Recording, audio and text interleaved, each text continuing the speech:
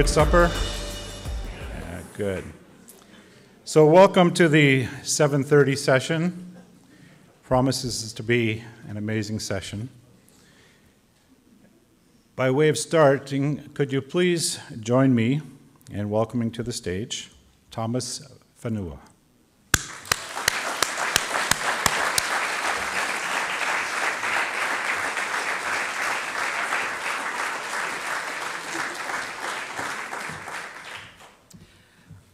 Just before we begin, first of all, I'd like to acknowledge the territory of the Chippewas of Rama. It's an honor to be here in this territory. I'd also like to acknowledge the elders, Chief Stimson, and delegates and children. And I would like to thank Rima Burns McGowan for her vision and for all of her hard work.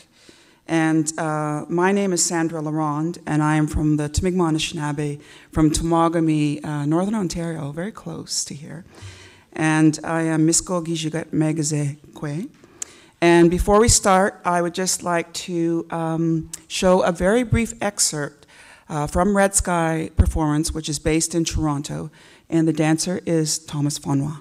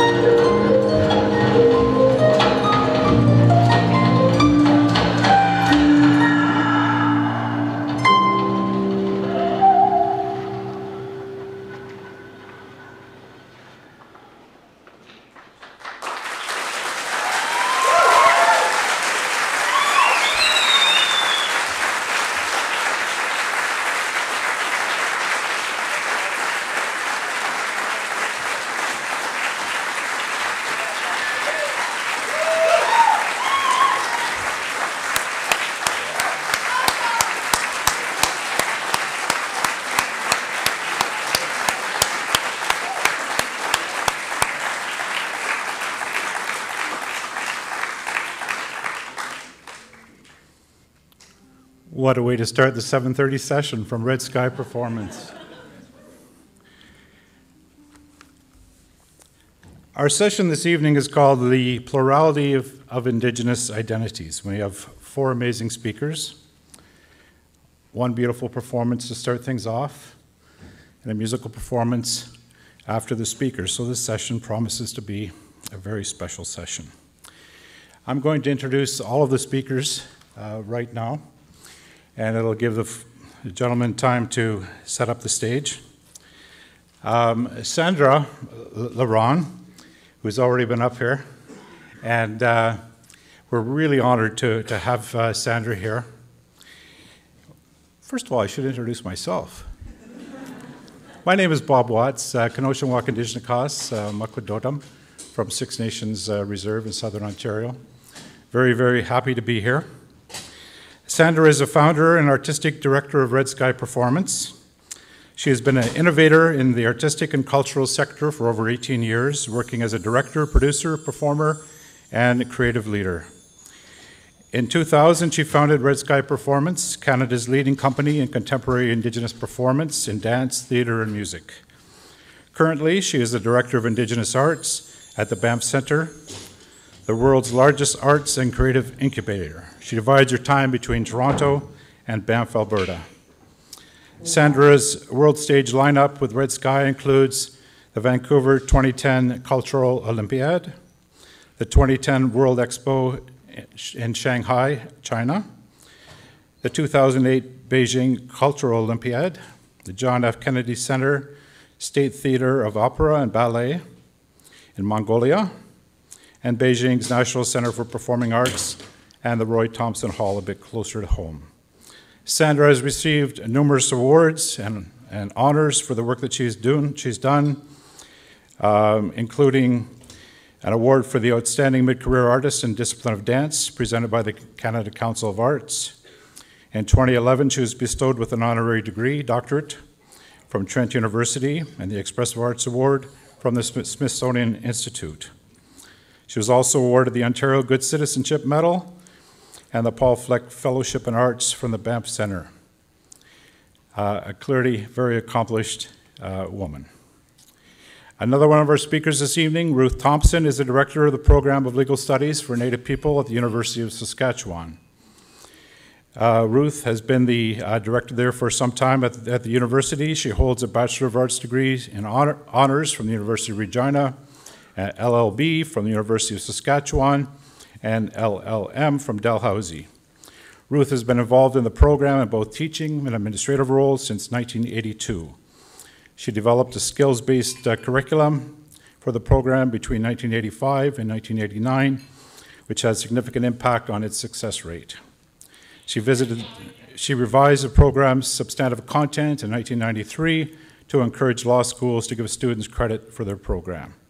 She's taught international law, legal writing, academic support at the University of Saskatchewan College of Law, and coached the International Law Moot team to the World Championship. Another one of our speakers this evening is Erin Paquette. I'll just find Erin's bio here. You see, Erin's art has been displayed up here all weekend, and we heard this afternoon about his amazing contribution to Qajaaq. Erin is one of Canada's premier First Nation Métis artists, known for his bright colors and strong lines and for sharing new ways of looking at age-old experiences and beliefs. He's based in Alberta. He's also a writer, facilitator, and presenter. He has worked with the Royal Conservatory's adjunct program, Learning Through the Arts, as both a mentor artist and as a First Nation representative and consultant in Alberta. This experience focused on providing the skills and background knowledge and infusing differentiated learning with the general curriculum in Alberta and the Northwest Territories. And another one of our speakers this evening is Qajaaq Ellsworth. Qajaaq is a proud father to Mr. Lee, and Nala Joss is 100% Inuk and based in Iqaluit, Nunavut. Over a number of years, Qajaaq has been active in health, social development, and cultural and youth activities in his homeland. He has worked with volunteer groups in the areas of project development and coordination, as well as photography, film, and multimedia production. He is currently working as a photographer. So we have this theme this evening for this session called the Plurality of Indigenous Identities. It speaks to a plurality of identities that has always been present in Canada, but not always understood within the Canadian public sphere. New identities are emerging, old ones are being regenerated, and some are being redefined in light of changing realities. So a question we're putting to our panelists: what does this mean for relationships between Indigenous people and Canada? As some of you may know, the wonderful Métis leader Louis Riel said, "My people will sleep for 100 years. When they awake, it will be the artists who give them back their spirit." And I think that's true not just for Louis Riel's people, but for Indigenous people, and perhaps generally people all over the world. So we have these four amazing artists that are going to help us this evening in demonstrating, talking about giving that spirit back and refreshing our spirit. We've talked about this evening's session as being a feast of intellectual and creative delights, some of which we've already seen, looking at exploding myths and stereotypes, and helping us imagine and reimagine ourselves as Indigenous people and Canadian society in general. Please join me in welcoming our speakers to the stage.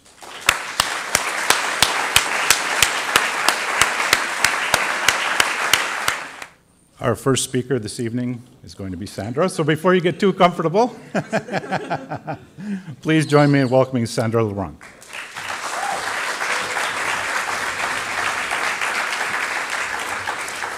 Thank you, Bob. What I would like to do to start is actually show a 3-minute sizzle on some of the work that we've done at Red Sky Performance. And as was mentioned by Bob, as we do dance, theater, and music, and we create work with world Indigenous cultures. And I'll tell you more about it, but let's watch a bit of Red Sky.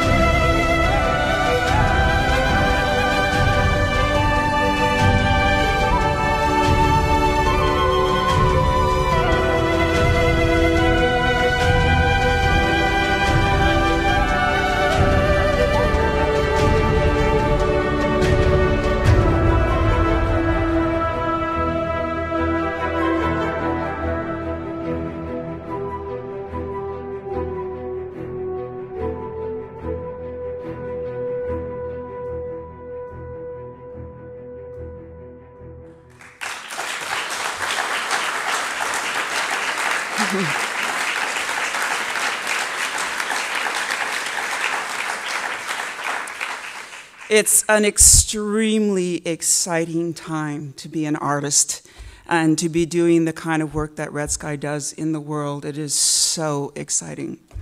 Red Sky, let me tell you why Red Sky exists. And what I'd like to do is talk about plurality of identities through the story of Red Sky and sort of weave those together. But Red Sky exists to reveal the hope and the promise and the vibrancy of Indigenous peoples to all peoples around the world. Our heart is here on this continent and beats on this continent, but it is shared with world Indigenous cultures and all peoples around the world. We maintain an expansive worldview and resist cultural isolation. We're about inclusivity at our core. And one of the things that's really, and I think it's because I'm from Temagami and Lake Temagami, and I'm really interested in ways of showing the natural world and nature, and more than the human world, the spirit world. And how do we see that with new eyes that are fresh and open? And how do we come to a place that is more than just human-centered thinking, but gets to a spirit-centered thinking, which Indigenous people hold so closely at our core? And looking at how nature is sentient, alive, sentient and alive and living and breathing. And I mean mountains, lakes, waters, trees, humans, everything. We're very much about showing stories across Canada and to the world. We have performed to over, I guess, about 500,000 children in Canada. And I like to think of Red Sky as a fountain and a place that just cascades beauty and more beauty and more beauty, and where people can come back to and be refreshed. We're very much about showing original stories as well as reimagining new stories, and stories of sustenance, not fast food stories that you see and you completely forget, but stories that actually have sustenance and nourish people and nourish children. A part of the narrative, we're talking about the global narrative, we're talking about the national narrative, and what's great is we talk a lot about words and text, and that's one part of our narrative, but a big part of our narrative is the iconography, is our images, our symbols, our gestures, our pointing, the way that we point, you know, all kinds of ways that we actually are other parts of our narrative. As mentioned, Red Sky, we've performed in 275 communities in Canada, and our goal is to perform in every single community in Canada. And we performed in 25 international cities, Bob has stated, from Shanghai to Mongolia to Switzerland to United States and all across Canada and Canada. So we have a reputation for collaborating on landmark projects with international artists and companies from around the world. I realized that the geography, my sense of geography is quite different from my mother's sense of geography. My mother would say, travel. I was traveling, I went to North Bay, and then I went to Rama, and then I went to Sudbury, all in one day. And that is travel. It is travel for that time, and a big trip to her would be a trip to Toronto. And in my lifetime, and in our lifetime, travel is here in Canada, incredibly beautiful country. It's also going to Mongolia, it's going to China, it's going to Europe, it's going to Africa, it's going to India, it's going to all these other places. So in one generation, the world map has completely changed and our sense of travel has changed. And we are now exposed to world Indigenous cultures in a way that we have never been. We're exposed to new generation Canadians in a way that we've never been, and culturally diverse ethno-racial communities in a way that we've never been. And so for Red Sky to have the focus of world Indigenous cultures is extremely interesting. And it's the future. I think world Indigenous cultures is the future of making connections between all of the Indigenous cultures around the world. A lot of things happen in arts first. Artists are often the leaders of something that's coming down the pike. And then business follows and other things follow, but often artists sort of have this antenna that's kind of open to the world. Let me just mention that Red Sky started at a time, there's the Massey Commission in 1949 by Vincent Massey, where he went all across Canada to establish sustainable arts organizations and institutions right across Canada. This was at a time where First Nations did not have the vote in this country on a federal level. This was a time when it was still outlawed for us to go to post-secondary education, to school. So the Massey Commission did not incorporate Indigenous peoples into these huge institutions across Canada. So a company like Red Sky, we grew up continually having to adapt to change in the environment, the economy, and the global environment, adaptive and innovative. And we've had to catalyze collaborations, find new ways of looking at business and leadership and making unexpected connections and spanning boundaries and connecting things up in different ways. We had to do a lot of creative thinking in terms of what our business model is. From my experience, there is an incredible hunger and appetite and thirst for Indigenous stories.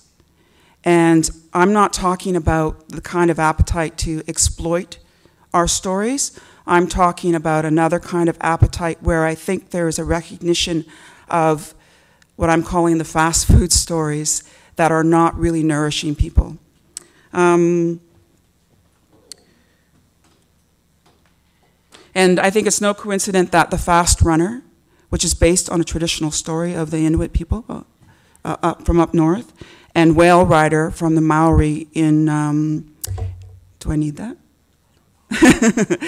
And the Whale Rider from New Zealand. These are traditional stories that have actually really gone the distance. So stories are extremely important.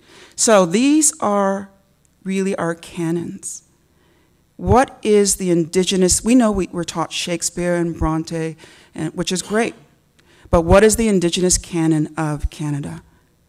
What does that narrative look like? Is it Thompson Highway? Is it Thomas King? What are the stories and what is canonized here in Canada? We've also created a place within Red Sky, a kind of a zone that is focused on connecting arts, leadership, and enterprise, so that business and arts comes together and those collaborations happen, as well as a zone for Indigenous and new Canadians. So we're very interested in exploring a creative culture in business that is inspired by imagination, a sustainable model that has social, cultural, and economic integrity in value. We're interested in going beyond the appreciation of Indigenous peoples, but adding our story to the global narrative. So at Red Sky, we work with Indigenous communities such as the Maori, the Samoan and the Tongan people from the South Pacific, Mongolian Indigenous people, very interested in exploring not only the Commonwealth, which we know and we do so well in Canada, which is United States, Canada, Australia, and New Zealand, but what about all the other countries that have Indigenous people that don't speak English outside of the Commonwealth? We have to make connections with all those people as well. And we're interested in doing that at Red Sky. So I'm really interested in looking at a borderlessness in the arts, that the arts can afford us, that music and dance and theater and a kind of vitality that lives there. And that you feel when you see this dance, or the vitality that comes through the body is so refreshing and exciting. So that's all that I would like to say at this point, and I'll be just over there. Thank you, Miigwech.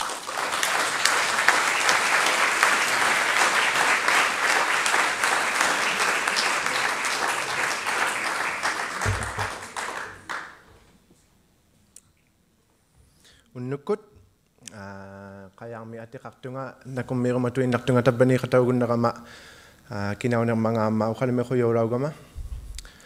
I'm kind of out of practice with public speaking, so I'll ask for your forgiveness in advance. No, I'm also, I'd like to thank everybody for making us all feel welcome here, for allowing us to feel welcome. I've had the opportunity to sit in on the discussions and chat with people afterwards and that kind of thing, and I've very much enjoyed it.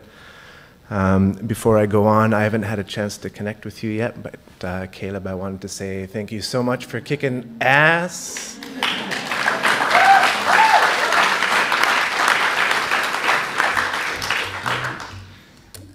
And I think what I appreciated most about what you had to say and the way that you said it was done in a very, very respectful manner, and I really appreciate that. So my name is Qajaaq. When I was born, I was given the name Rory Qajaaq Lukachi Joanesi Jamesi Apak Ami Ellsworth. So when I'm dealing with the government, I identify myself as Rory, but on a regular, everyday basis, my name is Qajaaq. When I was growing up, I guess as a child and as a teen, I kind of had feelings of shame about being an Aboriginal person. You'd see on the news all the time, you'd hear people talking about the high suicide rates. You'd hear about sniffing gas, you'd hear about poverty, unemployment, Eskimos sitting on their asses waiting for the welfare check, whatever, all this kind of thing. And we hear those messages all the time, and I recognize and appreciate that a lot of our leaders have to use that kind of language in order to get the attention of groups like the federal government, to make a case for the need for more support and that kind of thing. But I think one of the messages I wanted to share today was the need to be careful about the language that we use when we're talking about ourselves and about our people. Probably around junior high, it started to feel cool to be Inuk. A number of me and my friends were proud to call ourselves mutts. I identify myself as 100% Inuk, but I do have a non-native father. And I've spoken with sort of my non-Inuk family a lot about that, and they understand my need to identify myself as Inuk. People talk a lot about being recognized in the Constitution, and I think it's great that a lot of people have worked really hard to secure rights and things like that, but I agree also that I don't think that we necessarily have rights, or I don't think we should be fighting for rights. I think we should be recognizing and building on the responsibilities that we have.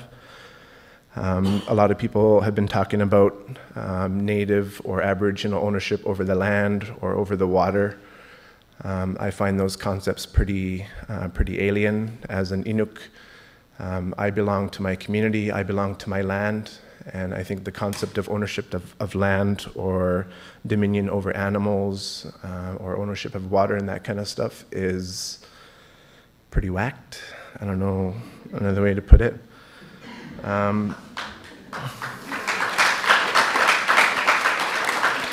mean, I've heard a lot of beliefs or a lot of stories that talk about us borrowing the land from our children or from our grandchildren, and I subscribe very much to that belief. A very large part of my identity today is being a proud father of Mr. Lee and Knowledgeos. I have a young boy and a young girl who I'm very, very proud of. When I'm teaching them the things that I want to teach them, when I'm trying to pass on the things that I want them to feel and to embody as they grow up, I don't talk. I mean, my son's a little bit older, so we have opportunities to talk about the history of residential schools. We have opportunity to talk about the government's systematic slaughter of Inuit sled dogs to force people into communities. We talk about the forced relocation of Inuit to the high Arctic to assert sovereignty over Canadian sovereignty over the North and things like that. But on a regular basis, I think to me education means learning the skills necessary to survive in your own environment and to be able to provide for yourself, your family, and your extended community. So when I'm talking to my children and with my family about what it means to be Inuk, those aren't the things that I talk about, because being Inuk to me means respecting the land. It means taking care of the people around you, doing your best to live a good life. And like, I'm a very simple dude. I don't know if I'm going to say anything that necessarily makes a lot of sense or is profound or anything like that, but I think life is simple, and I think it's about respecting ourselves and those around us, respecting the land. And so as my children are growing up, I've always tried to ensure that they have the basic skills that they're going to need to be able to survive in their environment. I make sure they know how to start fire, how to track and get the animals and food that we need to survive, how to build shelter. And I think all the other things, kind of take care of themselves as long as we treat each other with respect. I think that institutions like the Canadian government and territorial governments and those kind of things have, they do have responsibility to provide basic services and things like that. But I think for far too long, especially as Aboriginal people, I can't speak for, I guess, First Nations, I can't even speak necessarily for Inuit, but from what I see from my perspective, I think that we've relied far too long on the federal government, on our municipal governments, on our established Aboriginal organizations to provide services for us, to provide education, to provide housing. We talk about being proud to be Aboriginal, or me, I'm proud to be Inuk. And I think a part of what comes with that pride is being able to take care of my own. And I'm not letting the government off the hook for the services and things that they need to provide. And I really appreciate the people that advocate and take up the fight to make sure that we're getting the basic respect that we need and that we're getting the basic services and those kind of things that we need. But I think for myself, that's my job as a parent, is to provide those kind of things for my children and to provide for my community.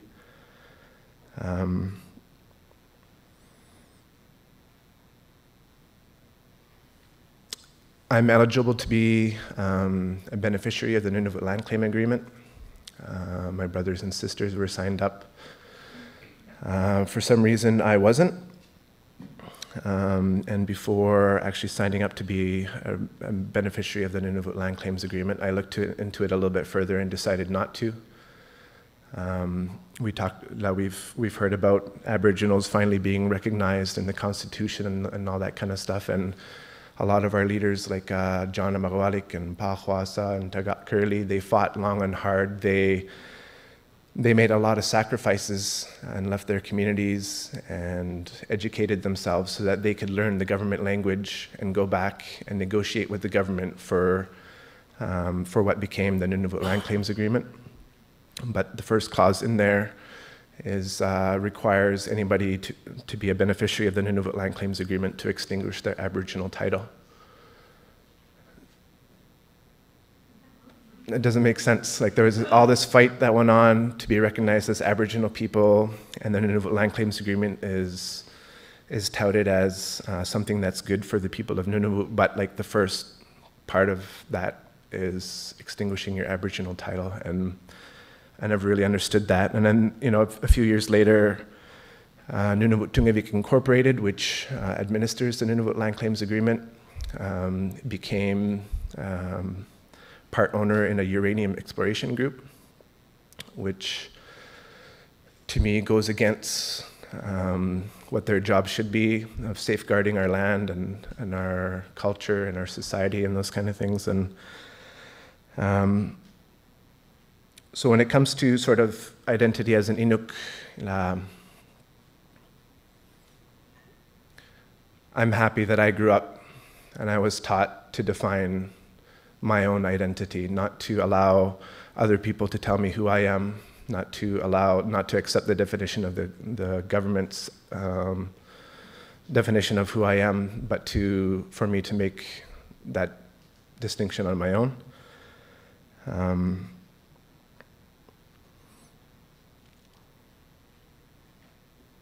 And I think, as we go through life, we have good moods, we have bad moods. We learn and we grow, and our identity changes over time. This is my second time at Qajaaq. I was here about 15 years ago. Feels like a whole lifetime. I don't even remember everything that happened. But anyways, I'm proud of who I am. And I'm the only person who can define who I am. Mr. Lee is the only person who can define who he is, and Nala Joss is the only person who can define who she is. And I want them to understand our history, but I'm not going to leave it up to the federal government. I'm not going to leave it up to NTI. I'm not going to leave it up to any kind of institution to teach them who they are and where they come from. There's a school based in Ottawa called Nunavut Siwoniksavut. And it's for Nunavut beneficiaries who have graduated from high school and are looking at possible post-secondary opportunities. Very awesome school. They, a few years ago, took the initiative with a film production company and produced a series of videos called Staking the Claim, which kind of chronicles the negotiation of the various Inuit land claims agreements, looks a bit at the Inuit history and that kind of thing. They developed a curriculum that goes along with that. I just wanted to mention that because I think that's a great example of not waiting for the government to put in place things where we can learn about who we are and how we got to where we come from. I think it's up to individuals and to grassroots organizations to take on those kind of things. And of course, we need support from governments and various agencies and things like that. But I think we need to stop waiting for governments to solve our problems or to move things forward for us. As communities, as people, we have that responsibility. And I think I very much enjoyed the discussion that was talking a lot about that focused on use of resources and lands and things like that, because that's something that's very dear to me. And again, thanks to people who can put things together eloquently. I sometimes get frustrated and impatient when there's discussions on those kind of things. And as an Inuk, I'm taught to be patient and not to fight and whatever, all these kind of things. But it can get pretty difficult sometimes. And so I want to thank all the people who have made those kind of sacrifices to take up those fights, because we can't just, we can't take things laying down. So I'm a proud Inuk. I'm happy to be here. I'm not super good at public speaking, and my thoughts are all jumbled. And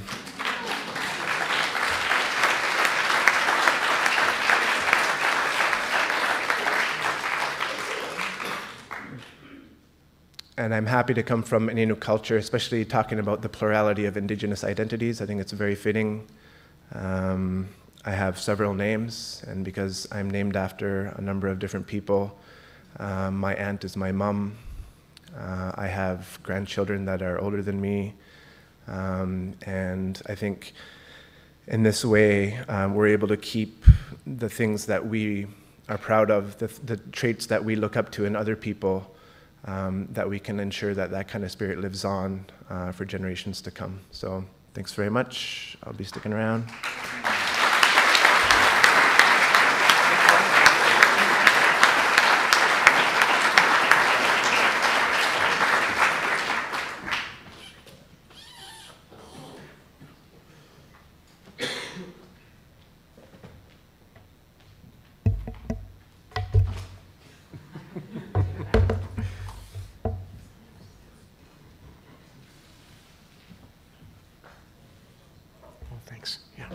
think it needs to go there.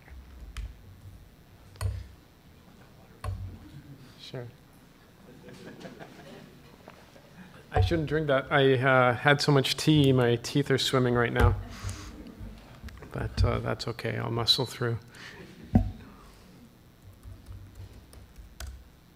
Okay, and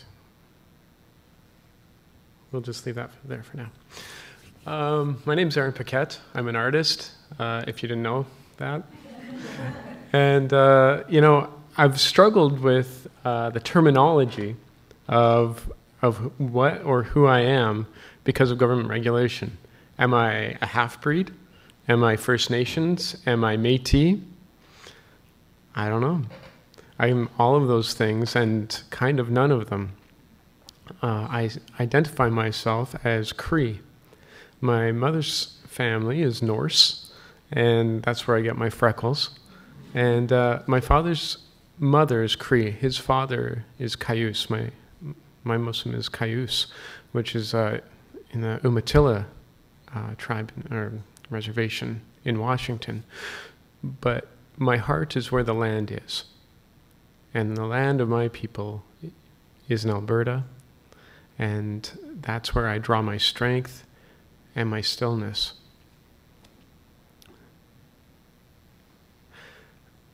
Growing up was kind of tough.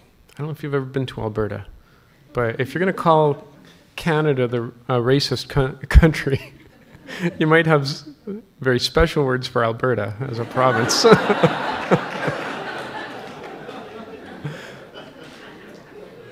And I kind of felt like I didn't fit in. And I used to, you know, I was unhappy.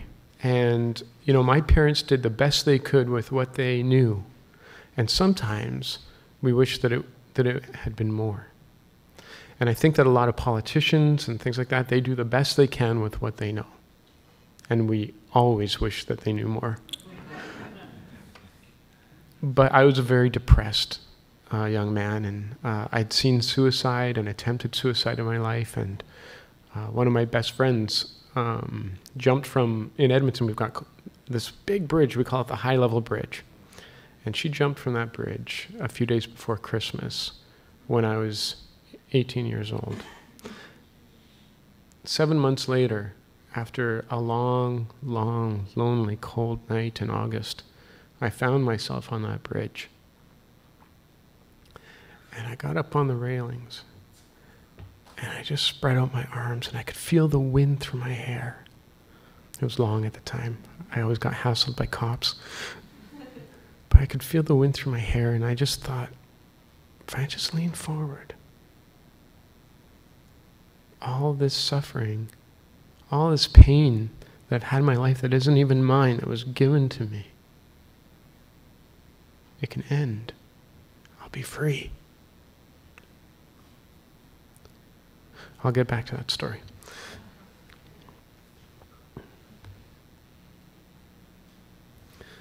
One thing that I learned in life is that whatever you think of, whatever you do, whatever you say, whatever you write, has a tendency to happen. And so my focus in my art career has been to create images that teach, that provide mystery, that allow us to think about things that we might never have thought of before.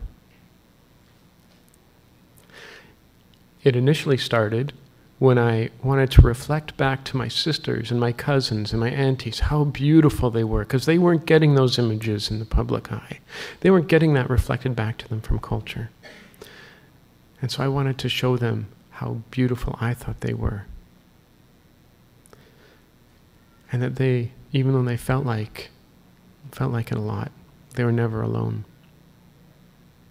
Sometimes we feel that way, but we're not.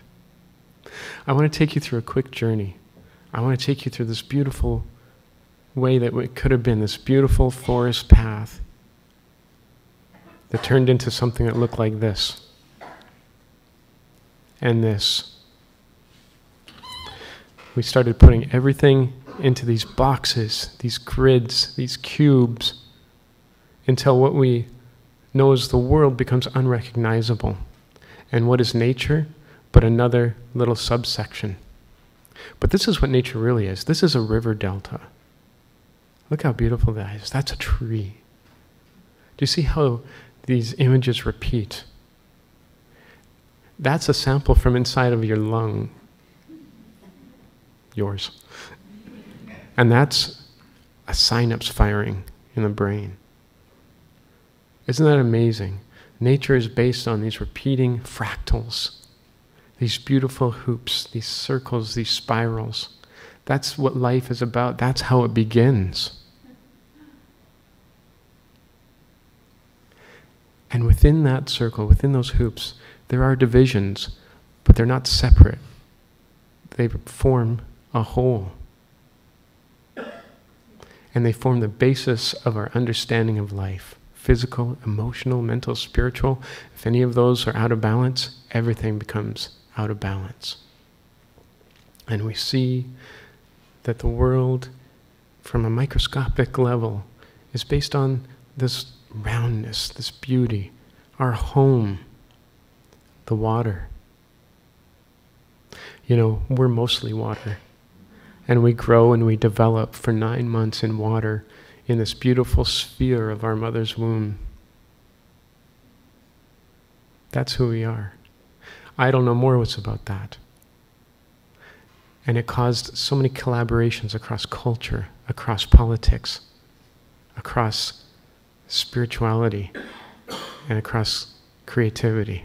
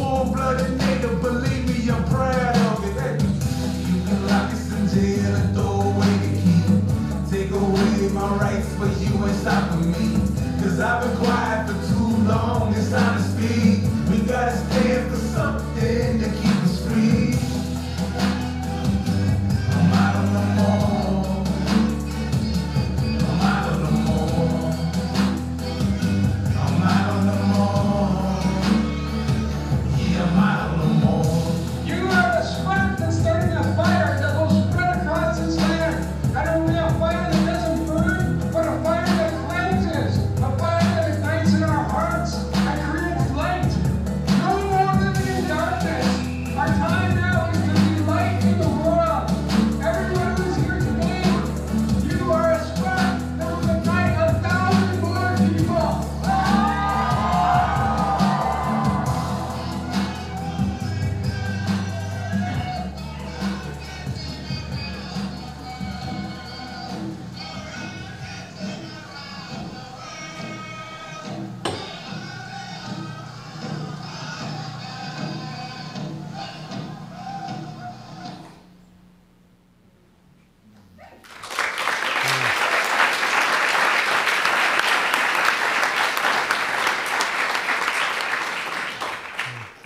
That guy was Dreezus. He's based out of Winnipeg, I believe. And that was me being all speechifying. But yeah, I don't know more. You know, this is the purple of the grandmothers, rainbow warriors. And that's who we are. And when all of this started happening, you know, I was talking about my identity. One thing I realized is that I'm bigger than I thought. And so is everyone. Because, yeah, I'm First Nations, I'm Métis, I'm Norse, I'm Cree, but I'm also a citizen of the world. And I inherited my life through the sacrifices of 7 generations before me, and I owe it to the 7 generations to come, to give them a future that's better than anything I could actually dream myself. That's my job.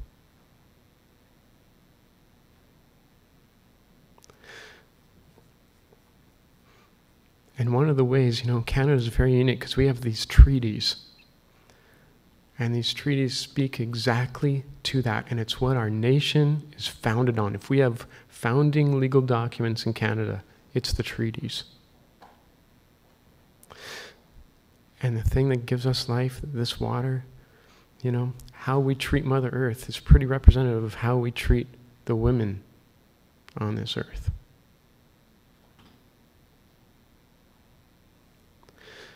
So as a Native man, I realized that anger is not a strategy. The strategy comes from the elders. And they taught me to get educated, honor the old ways, walk the good path. And not to fight, but to give people my compassion and understanding and patience and my implacability. And that's how you win. And you win with humor. You win with satire. You win with laughter. Cree people and all Indigenous people that I've met have overcome all kinds of pain with laughter. And look, we've got the grid there and the circle.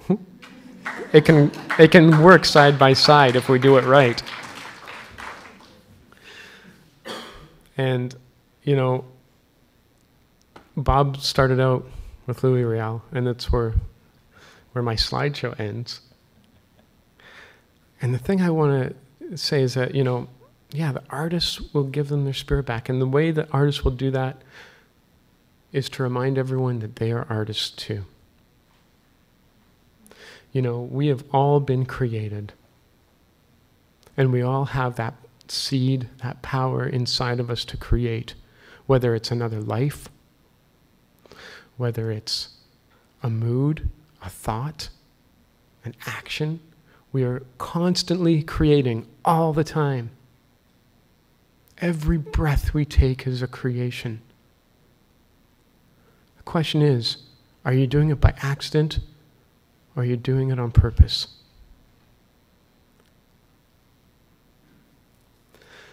So I found myself on that bridge.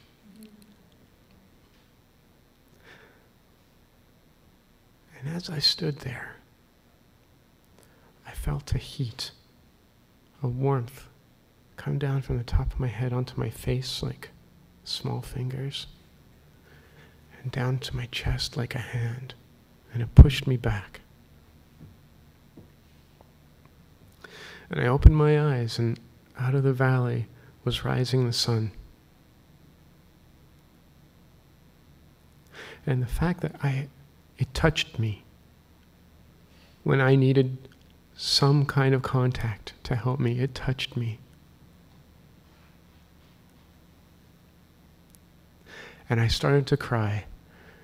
And all of the pain that I was carrying that wasn't my own just sort of melted off my shoulders. And I wish I could tell you that from that point on, my life was an upward trajectory.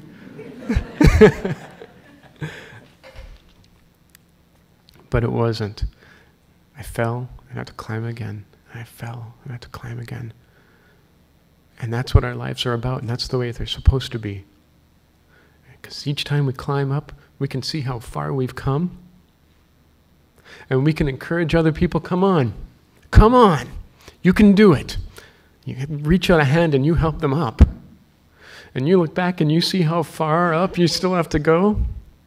And all those dark valleys in between, But there are other hands. And they're reaching out and they're saying, come with me.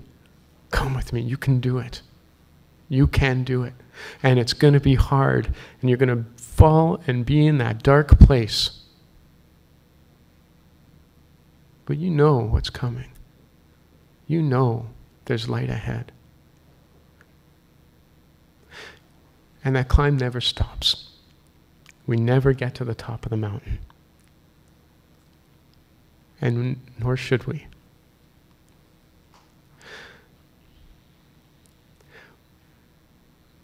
You know, Glenn taught me something today when he said, CEOs don't wake up in the morning and think, I'm going to destroy the environment. What he taught me is that all of us, and if you don't want to hear this, you better plug your ears, because as soon as you hear it, you have a responsibility. All of us have a responsibility every day of our lives. When we wake up in the morning, our thought is, I am going to heal this world. I am going to change this world. I am going to be a good ancestor because I have no other job in life. I have no other purpose to be alive. And I know I'm going to get distracted, and I know I'm going to forget that I am this amazing, powerful creator. But every morning I'm going to remind myself that my time here is not to write a paper, not to make more money, not to get a job and focus on that, not to improve, the way that we pull chemicals out of the ground.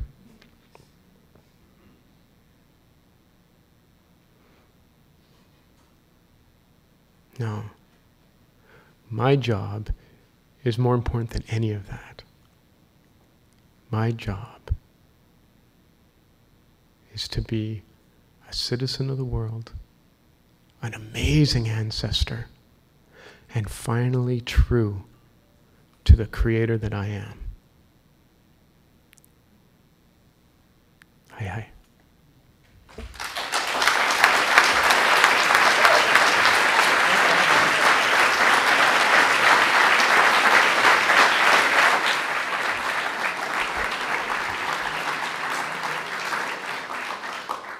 Ladies and gentlemen, please join me in a big round of applause for our entire panel.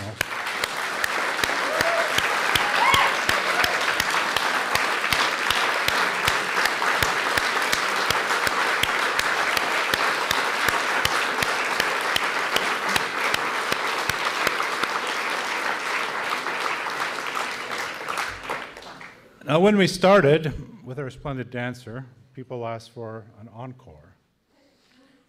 And we have a different sort of encore that Sandra is going to introduce before we go to break. Sandra, please. Okay. For the encore, we have some wonderful musicians. We just came off of the Indigenous Music Creators Project that Red Sky Performance put together. And we have all the way from Oklahoma City, he's Chickasaw. We have Jared Tate.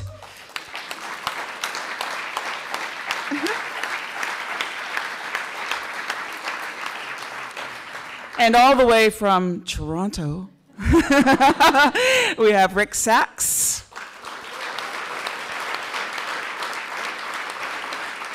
And they're going to come up and play something for us that you composed.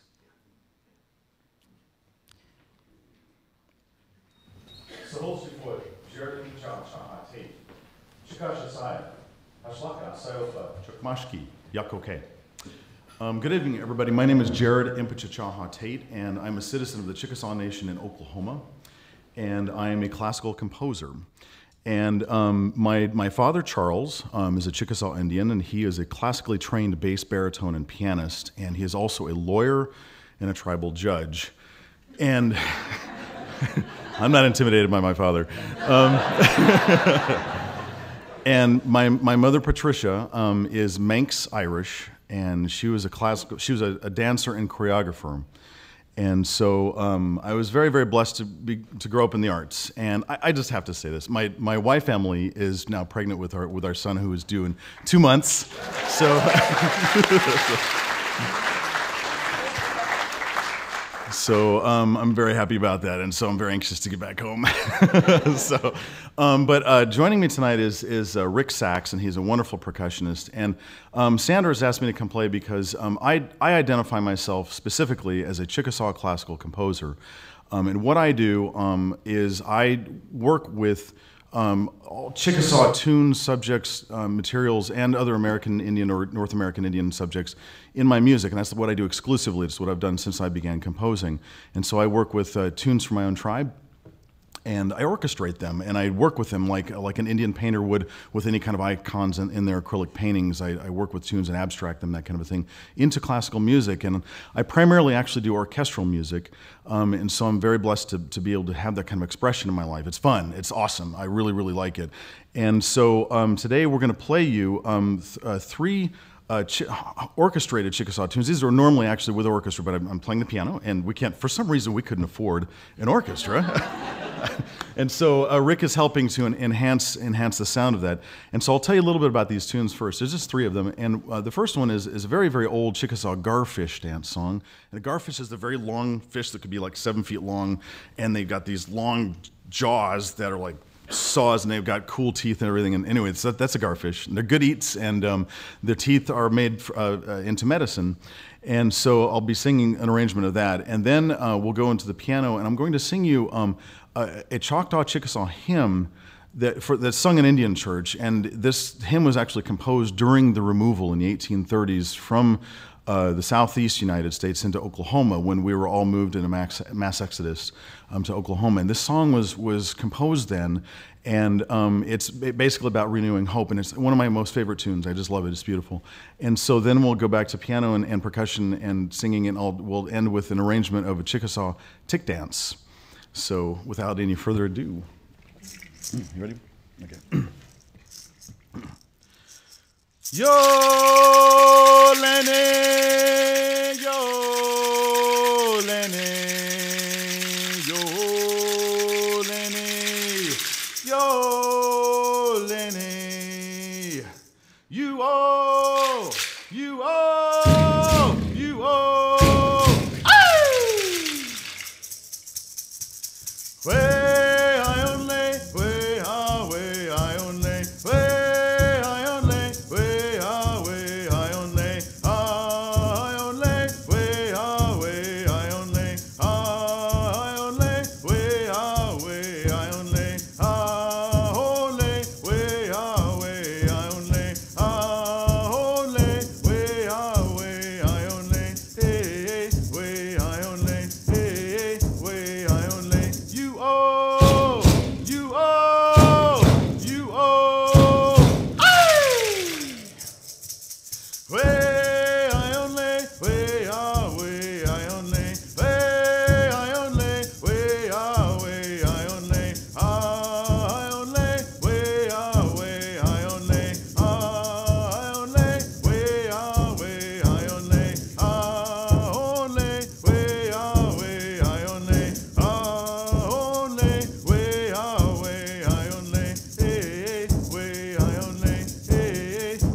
I only, you oh, you oh, you oh.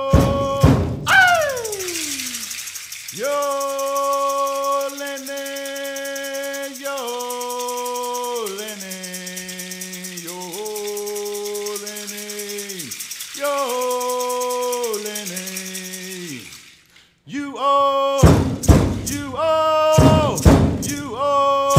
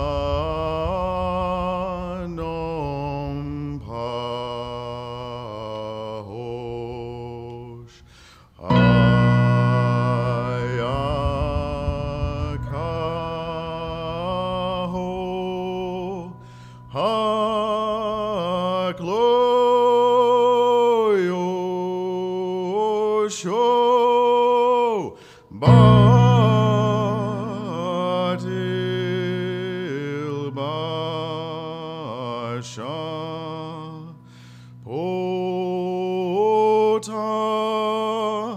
is Costini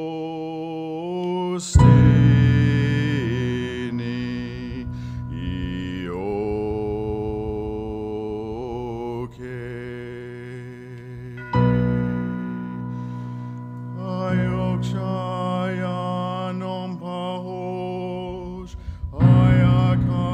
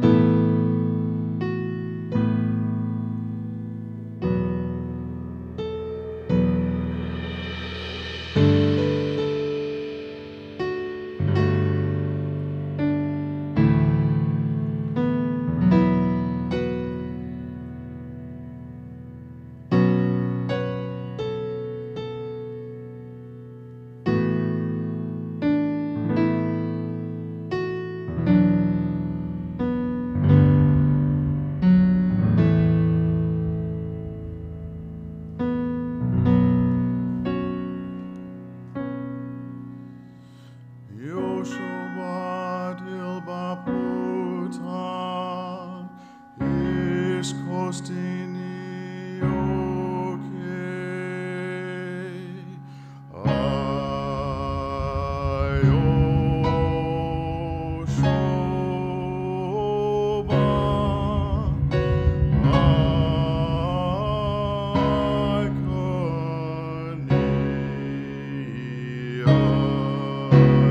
Ayoshoba